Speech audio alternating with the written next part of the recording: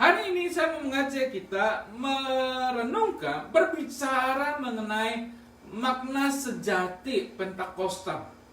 Kita lihat di ayat yang pertama, dikatakan di situ, ketika tiba hari Pentakosta, semua orang percaya berkumpul di satu tempat. Itu berarti waktu itu para rasul dan murid-murid yang lain, bahkan juga ada beberapa perempuan, Maria juga berkumpul di sana. Mereka bersama-sama merayakan hari Pentakosta. Jadi kita melihat apa itu Pentakosta. Di dalam bahasa Ibrani-nya Pentakosta yaitu Shavuot, di dalam perayaan Shavuot. Apa itu perayaan Shavuot? Dan kita akan melihat Shavuot itu adalah perayaan hari raya 7 minggu yang tercatat di dalam beberapa bagian Alkitab, baik di Imamat, Bilangan, Ulangan, dan khususnya Ulangan 16 ayat 16 dikatakan situ, 3 kali setahun setiap orang laki-laki di antaramu haruslah menghadap hadirat Tuhan Allahmu ke tempat yang akan dipilihnya.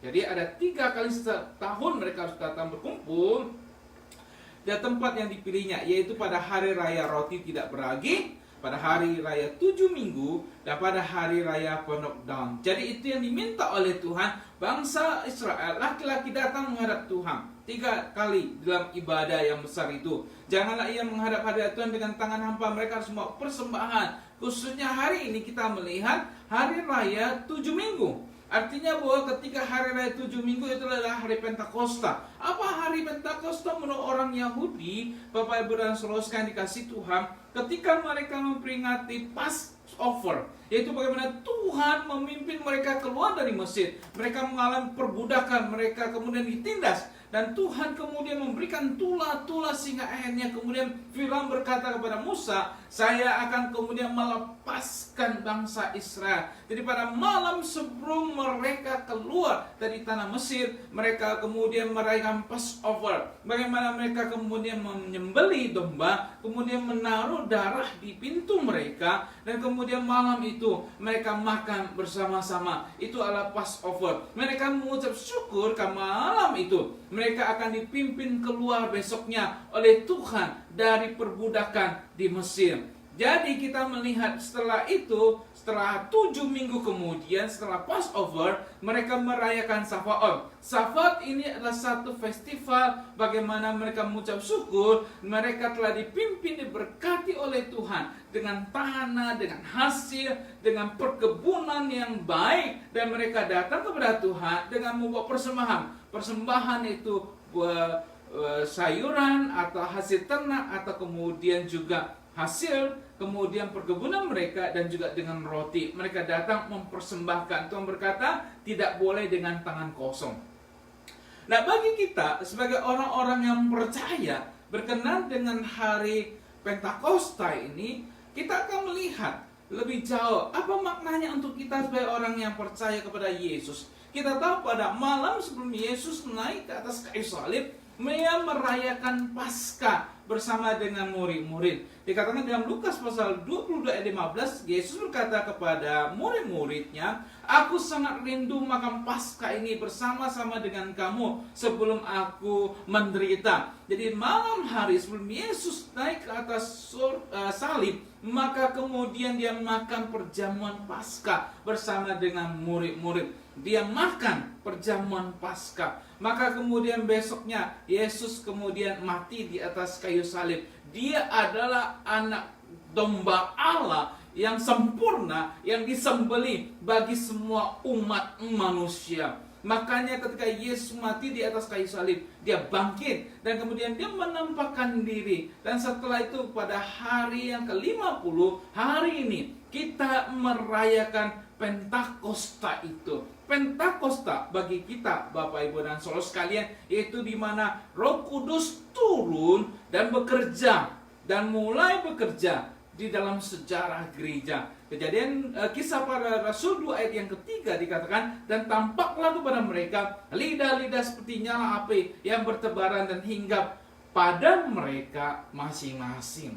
Roh Kudus turun ke atas mereka seperti lidah-lidah yang nyala api di tengah-tengah para rasul. Hari ini saya kemudian mau mengajak kita melihat bagaimana makna Pentakosta di dalam Perjanjian Lama dan Perjanjian Baru ini kita satukan menjadi satu prinsip, menjadi satu kebenaran. Kenapa? Karena kita tidak bisa terlepas dengan Perjanjian Lama, dan Perjanjian Baru itu adalah kegenapan daripada Perjanjian Lama. Dan kita melihat, yang pertama saya mau mengajak kita melihat Pentakosta itu adalah sesungguhnya turunnya berkat ilahi. Turunnya berkat ilahi. Ayat yang kedua dalam Kisah Rasul 2 kita baca, tiba-tiba turunlah dari langit. Turunlah dari langit suatu bunyi seperti tiupan angin keras yang memenuhi seluruh rumah di mana mereka duduk. Saudara sekalian, di dalam Perjanjian Lama ketika mereka merayakan Sabaoth itu, merayakan Pentakosta itu, tetapi makna sesungguhnya yang paling dalam untuk orang-orang pada waktu itu, orang Israel, yaitu Sabaoth itu adalah mereka memperingati hari turunnya Taurat bagi bangsa Israel di atas Gunung Sinai, ketika Tuhan memberikan Taurat itu, Torah itu kepada Musa, dan kemudian diberikan kepada mereka. Jadi Sabat itu adalah bagaimana mereka memperingati turunnya firman itu, turunnya hukum itu, turunnya Torah itu, Taurat itu kepada bangsa Israel yang disampaikan oleh Tuhan kepada Musa dan ditulis di atas loh batu. Dan kita melihat bagaimana itu turun bagi orang-orang di dalam Perjanjian Lama.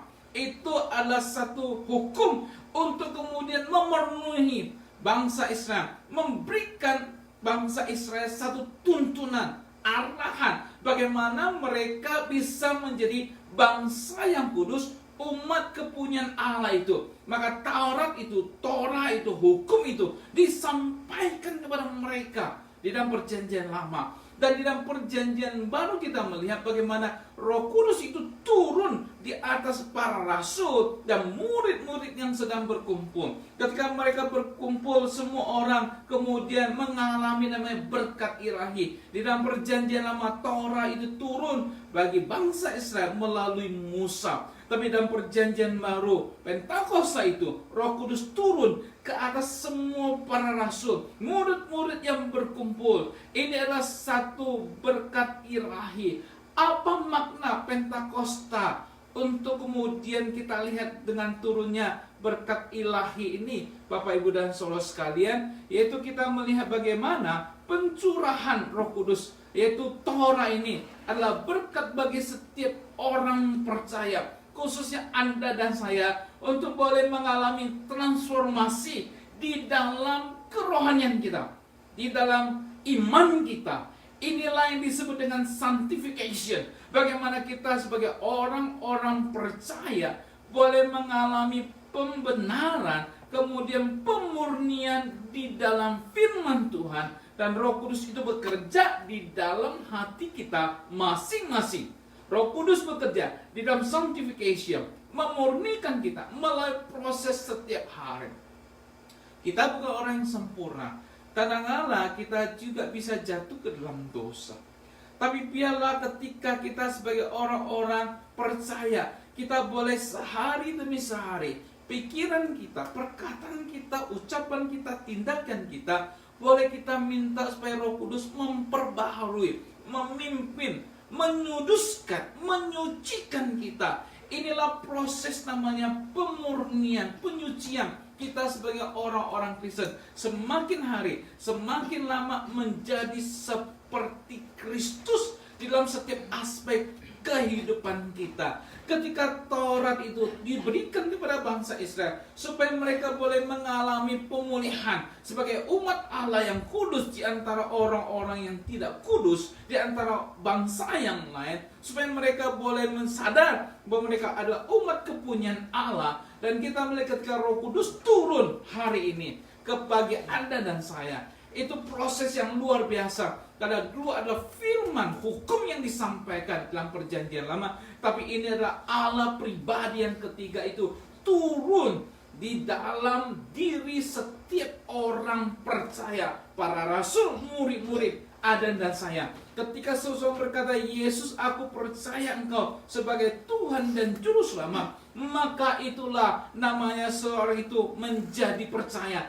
Dia dibenarkan dari orang berdosa menjadi orang yang dibenarkan. Dia namanya dibenarkan di dalam kebenaran firman Tuhan. Dan dalam bulan itulah maka orang percaya akan mengalami sanctification setiap hari. Kita dirubahkan. Tidak enak, tidak mudah, tapi ini adalah satu proses yang harus kita alami. Oleh karena itu, Roh Kudus ketika dia datang, maka dia akan memimpin setiap kita di dalam seluruh kebenaran firman Tuhan. Supaya kita belajar untuk tunduk taat kepada firman Tuhan dan melakukan firman Tuhan itu di dalam kehidupan kita masing-masing. Belajar firman Tuhan, taat kepada firman Tuhan, dan melakukan firman Tuhan itu di dalam setiap aspek kehidupan kita. Ada sebuah buku yang dikarang oleh Michael Hart. Michael Hart menulis sebuah buku judulnya The 100 Ranking of the Most Influenced Person in History. Michael Hart menulis ada 100 orang yang sangat berpengaruh di dalam sejarah dunia ini. Siapa urutan yang pertama yang ditulis oleh Michael Hart? Ternyata dia menempatkan Muhammad sebagai tokoh yang paling berpengaruh. Yang kedua adalah Isaac Newton. Dan kemudian yang ketiga adalah Yesus, yaitu Yesus. Dan yang keempat adalah Buddha. Ketika buku ini diterbitkan, banyak orang yang komplain. Karena menempatkan Muhammad sebagai orang yang pertama. Apalagi yang tulis ini Michael Hart namanya. Jikalau dia mungkin namanya Abdullah, tidak heran dia menempatkan Muhammad. Tapi ini Michael Hart yang menempatkan Muhammad sebagai orang yang paling berpengaruh. Ketika orang komplain kepada dia, protes kepada dia, kenapa Muhammad nomor 1? Harusnya kan orang Kristen yang begitu banyak ini harusnya menempatkan Yesus sebagai nomor 1. Michael Hart berkata, saya tidak menempatkan tokoh itu karena pengikutnya yang banyak, tidak. Tapi Michael Hart menempatkan tokoh itu berdasarkan pengaruhnya dan ketaatan daripada pengikutnya kepada pemimpinnya. Dan dia melihat betapa luar biasa ketaatan orang-orang Muslim kepada Muhammad lebih taat dibandingkan orang Kristen. Orang lebih taat kepada teori Isaac Newton dibandingkan Yesus Kristus. Nah, ini ada satu juga hal yang boleh membuat teguran untuk kita sebagai orang-orang Kristen, di mana kita sebagai orang percaya kita harus mempunyai ketaatan kepada firman Tuhan. Ketika Roh Kudus berbicara, memimpin, mengarahkan, menuntun Anda dan saya di dalam kehidupan ini, supaya sanctification itu, pemurnian itu boleh mengalami terjadi di dalam kehidupan kita setiap hari. Itulah makna daripada Pentakosta, di mana ada berkat ilahi yang turun untuk pemurnian orang-orang percaya. Yang kedua, terus kalian, apa makna Pentakosta? Yang kedua adalah kuasa Allah itu dicurahkan di dalam pekerjaan Allah. Kita lihatlah perjanjian baru bagaimana dikatakan ayat 3, Luaran 34 ayat 22, hari raya 7 minggu itu hari raya bugaran pari penuaian gandum, haruslah kau rayakan juga pada hari pengumpulan hasil pada pergantian tahun. Ketika orang-orang Israel ketika mereka merayakan Shavuot itu, apa maknanya? Artinya mereka sadar bahwa mereka melakukan sesuatu yang sebenarnya semua itu dikerjakan oleh Tuhan. Ketika mereka bercocok tanam, ketika mereka menanam sesuatu di tanah, tugas mereka adalah kemudian menempatkan biji, menempatkan sesuatu yang di tanah. Tapi yang memberikan pertumbuhan hanya dari Tuhan, dan mereka tidak berkuasa. Makanya ketika mereka merayakan Shavuot itu, mereka sadar saya bukan siapa-siapa. Saya ini tidak ada apa-apanya. Tapi melalui Tuhan kemudian membuat pertumbuhan biji itu kemudian tumbuh, kemudian menjadi gandum, kemudian menjadi sayuran, kemudian menjadi buah-buahan. Dan ketika mereka merayakan hari 7 minggu itu, mereka datang dan memberikan persembahan. Itulah hari Pentakosta, hari Sabat buat orang Yahudi. Orang Israel, mereka sadar ketika mereka mempunyai sesuatu, ketika mereka mendapatkan sesuatu, itu bukan karena mereka, itu karena Tuhan. Kuasa Tuhan dicurahkan ketika mereka bercocok tanam. Para rasul berkumpul. Mereka menantikan pencurahan Roh Kudus. Ketika Yesus naik ke surga, Yesus berkata, Roh Kudus akan turun ke atas kamu dan kamu akan mendapatkan kuasa. Yesaya 2 ayat yang keempat dikatakan, maka penuhlah mereka dengan Roh Kudus. Lalu mereka mulai berkata-kata dalam bahasa-bahasa lain seperti yang diberikan oleh Roh itu kepada mereka untuk mengatakannya. Siapa para rasul rata-rata ini? Ketika orang-orang bingung menyaksikan para rasul yang kebanyakan dari Galilea, mereka berkata, bukankah mereka dari Galilea? Para rasul ini kebanyakan adalah nelayan. Mereka tidak punya pendidikan yang tinggi, mereka tidak cakap di dalam berbicara, mereka tidak bisa berbahasa yang banyak. Bahasa yang sering mereka pakai adalah bahasa Aram. Yunani pun tidak, walaupun pada waktu itu mereka dikuasai oleh Roma. Dan kita saksikan bahasa Yunani bahasa umum, tapi kebanyakan mereka berbicara dalam bahasa Aram. Dan ketika Roh Kudus turun, kata para rasul dan murid-murid yang lain, maka dikatakan mereka mulai berkata-kata di dalam bahasa yang lain. Bahasa yang lain yang diberikan oleh Roh Kudus kepada mereka. Kita lihat ada mujizat yang terjadi, tanda ajaib ketika Pentakosta itu. Bunyi tiupan angin yang keras. Angin itu seringkali adalah lambang daripada kehadiran Tuhan. Lidah-lidah seperti nyala api, itu adalah lambang daripada pemurnian kehadiran Tuhan. Dan juga murid-murid berkata dalam bahasa-bahasa yang lain. Menarik, karena pada waktu itu orang-orang yang berkumpul pada waktu itu dari banyak daerah. Lalu mereka mendengar para rasul itu berbicara di dalam bahasa mereka. Berbicara dalam bahasa mereka. Dan mereka bingung karena para rasul itu bisa bahasa mereka. Ketika para rasul berbicara, maka orang-orang di bawah itu mendengar para rasul berbicara dari daerah mereka, dan dari Asia, Parsia, Mesir, Bapak Ibu dan Saudara sekalian, para rasul berbicara. Jadi apa makna daripada turunnya Roh Kudus ini, Pentakosta ini? Dan saya yang kedua yang katakan, bagaimana pekerjaan Allah, kuasa Allah itu dinyatakan. Untuk apa? Untuk supaya para rasul itu, gereja boleh mengalami namanya breakthrough, boleh mengalami satu pemulihan yang luar biasa di dalam kehidupan ini, di dalam pelayanan mereka. Ketika Roh Kudus turun kepada para murid, maka Roh Kudus itu akan membuat murid-murid bisa mengalami sesuatu yang sangat berbeda. Mereka yang tadinya orang biasa, mereka yang tadinya adalah nelayan, mampu berkata-kata, diurapi dengan bahasa yang lain, sehingga yang dibawa boleh mengalami satu pemurnian dan mengalami dan mengerti akan apa yang dikatakan oleh para rasul mengenai pekerjaan Tuhan. Dan hari Pentakosta ini membuat banyak pertobatan orang-orang yang mendengar diberitakan oleh para rasul.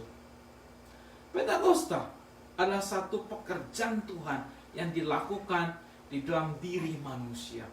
Dalam Perjanjian Lama, manusia hanya bercocok tanam dan menunggu itu tumbuh. Tuhan yang melakukannya.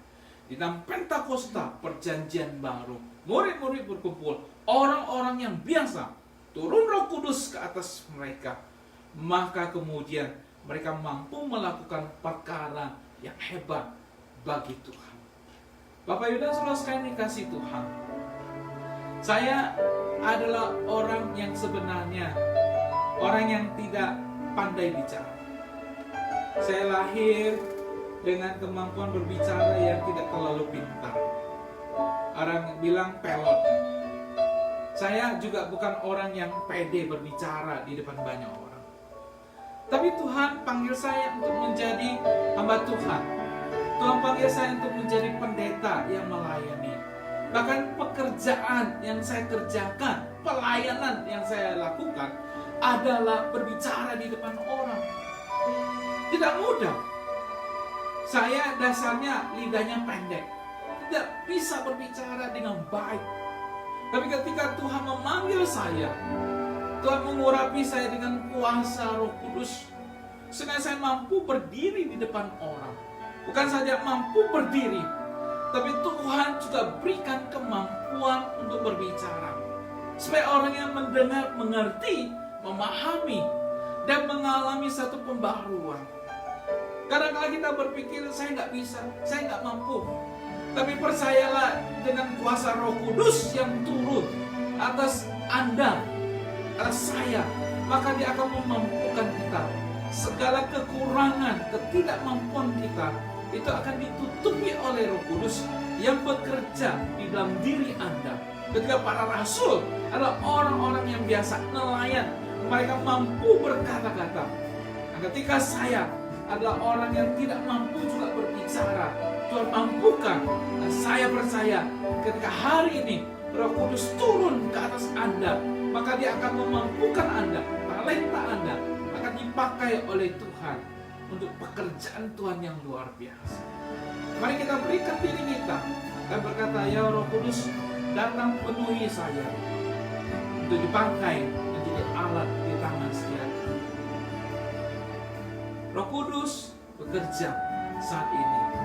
Pentakosta, artinya kuasa Allah dinyatakan untuk Anda dan saya, untuk pekerjaan pelayanan gereja.